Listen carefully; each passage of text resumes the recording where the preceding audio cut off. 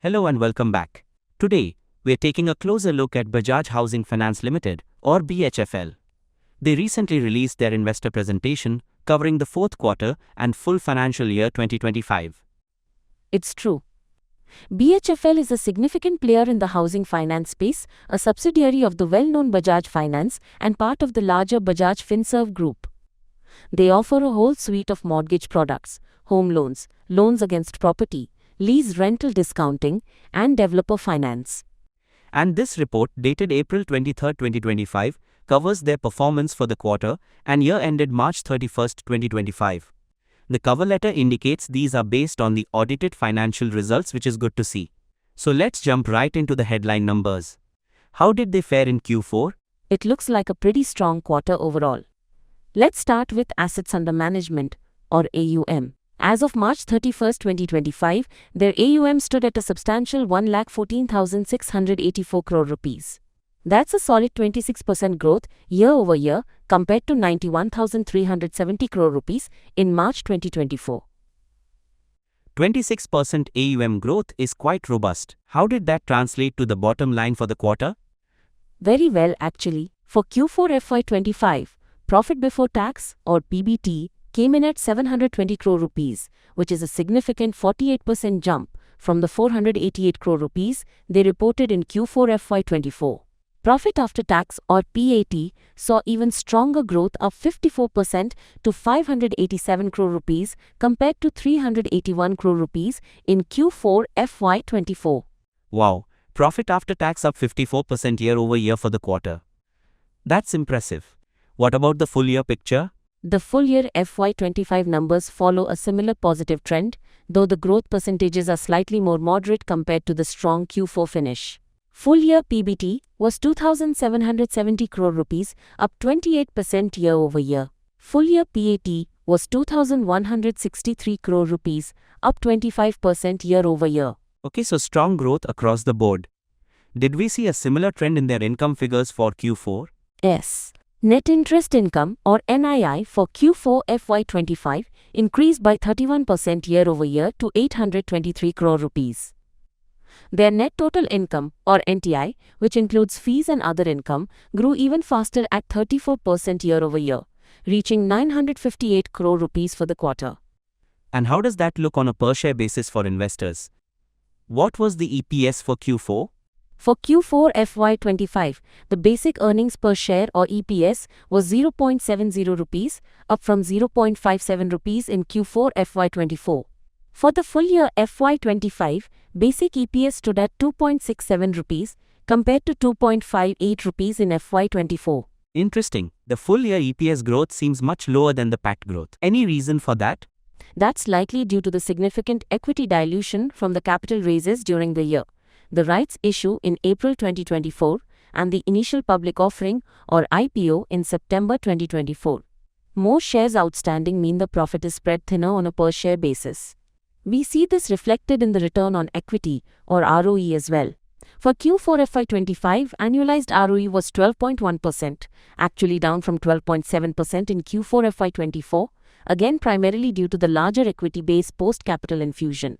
However, return on assets, or ROA, remained steady and strong at an annualized 2.4% for Q4 FY25. That makes sense. Capital raising impacting per-share metrics and ROE. What about profitability drivers like margins and efficiency? On the margin front, their net interest margin, or NIM, for Q4 FY25 was 4.0%. Holding steady from Q3 FY25 and slightly up from 3.8% in Q4 FY24. Their cost of funds, or COF, was 7.9% in Q4, flat compared to Q3, but slightly up from 7.8% in Q4 FY24. Where they really showed improvement is operating efficiency. OPEX to NTI ratio improved significantly to 21.7% in Q4 FY25, down from 27.1% in Q4 FY24.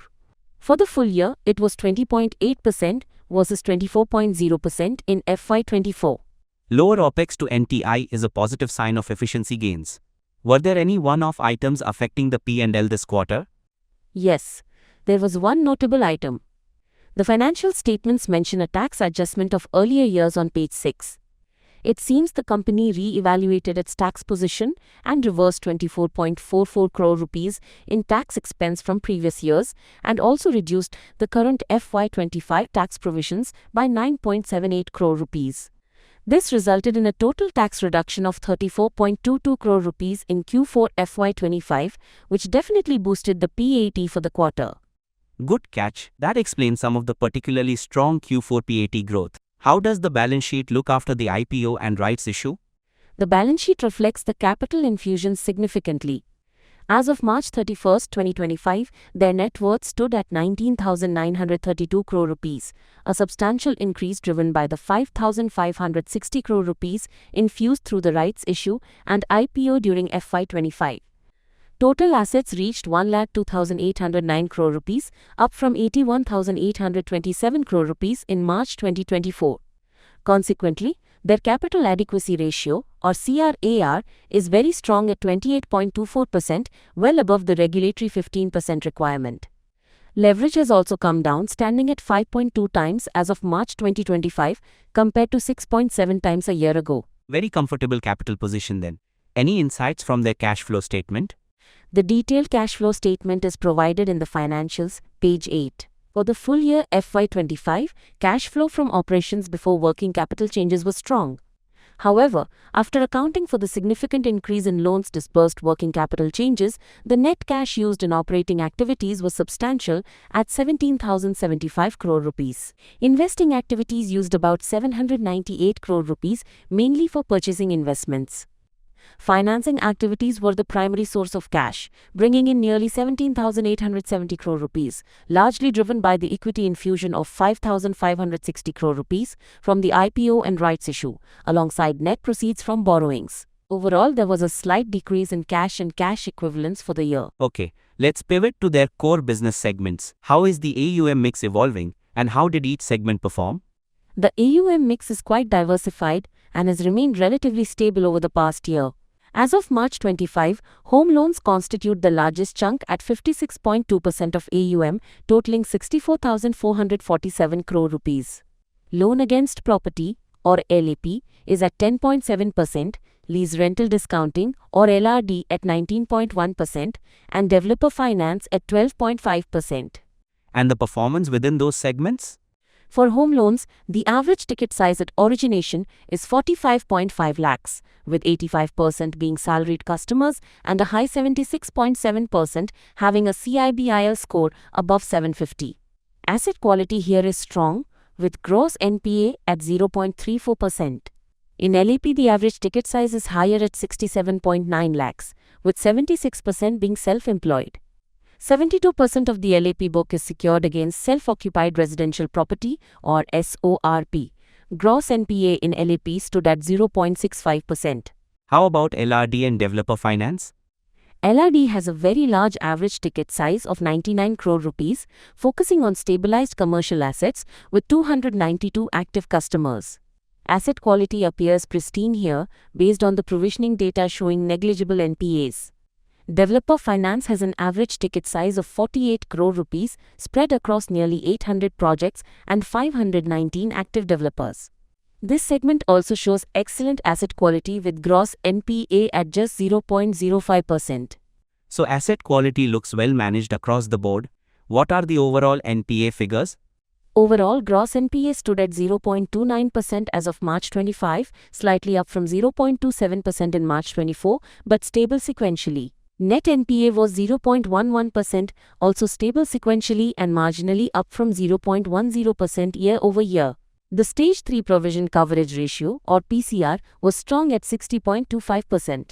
Loan loss provisions for Q4 FY25 were 30 crore rupees, actually lower than the 35 crore rupees in Q4 FY24. Stable asset quality despite strong growth is definitely a positive. Were there any other significant events or notes mentioned in the presentation of financials? Several key points. We've touched on the successful IPO and rights issue. The tax position revaluation and its impact on Q4 PAT is significant. They highlighted strong traction in digital initiatives with e-agreement penetration at 93% and online customer onboarding at 80% by March 25.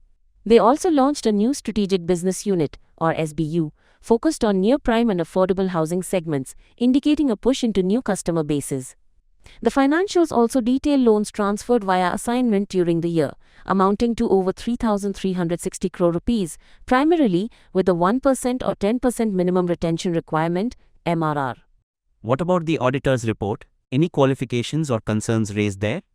We have the separate declaration regarding the auditor's opinion, page 13 of the financials package. It states that the joint statutory auditors, MSEC Mukund M. Chitale and Company and MSEC Singhi and Company, have submitted their audit report for the quarter and year ended March 31, 2025, with an unmodified opinion. This is crucial. It means the auditors found the financial statements to be presented fairly in all material respects, without any qualifications. The auditor's report itself, pages 3 to 5, confirms this clean opinion. It does include an other matters paragraph noting that Q4 figures are balancing figures and that comparative figures for the previous year were audited by predecessor auditors, which is standard practice. An unmodified opinion is definitely reassuring for investors. Given all this, what's the outlook? Did they provide any guidance? Yes, they provided medium-term guidance, page 16. They are guiding for AUM growth of 24 to 26%, keeping gross NPA between 40 to 60 basis points, and maintaining a PCR of 40 to 50%. They expect leverage to be in the 7 to 8 times range. Operationally, they aim for an OPEX to NTI ratio of 14 to 15% and credit costs between 20 to 25 basis points. This translates to an expected ROA of 2.0 to 2.2% and an ROE of 13 to 15%. That guidance seems broadly consistent with their recent performance, maybe a slight moderation in ROE expected compared to pre-IPO levels, which aligns with the larger equity base. So wrapping up, what's the final verdict? Disclaimer: as always, this discussion is for informational purposes only and not investment advice. Please consult with a certified financial advisor before making any investment decisions. Overall, Bajaj Housing Finance delivered a very strong performance in Q4 and for the full year FY25. They achieved robust growth in AUM and profitability, improved operating efficiency significantly, and maintained healthy asset quality. The successful capital raises have bolstered their balance sheet, providing a strong foundation for future growth, although it did dilute the ROE and EPS growth in the short term. The medium-term guidance looks achievable, and the clean auditor's report provides confidence in the reported numbers. Key things to watch would be their ability to maintain asset quality while growing, managing their cost of funds in the prevailing interest rate environment, and the successful expansion into the near-prime and affordable segments. Precisely. They seem well positioned within the mortgage space, leveraging the Bajaj brand and their diversified product suite. It was a solid year, and the outlook appears positive based on their guidance and current standing.